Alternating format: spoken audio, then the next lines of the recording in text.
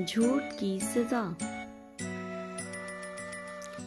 एक दफा का जिक्र है कि किसी गांव में अहमद नामी लड़का रहता था। वो बहुत शरारती था। उसकी माँ उसे बहुत समझाती थी, लेकिन वो अपनी शरारतों से बाज ना आता था। एक दिन अहमद अपनी भेड़ों को लेकर गांव के करीब जंगल में गया। इसी दौरान उसे एक शरारत सूझी। उसने जोर से चिल्लाना शुरू किया, बचाओ बचाओ, शेर आया, बचाओ।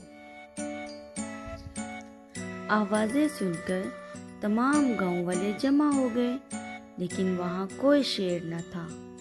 अहमद लोगों पर खूब हंसा, हा हा हा हा हा। तमाम लोग नाराज होकर वापस चले गए।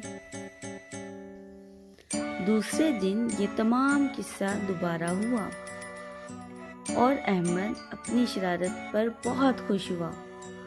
तीसरे दिन फिर वो अपनी भेड़ों को लेकर जंगल में गया और भेड़ों को चरने के लिए छोड़कर आराम से बैठ गया।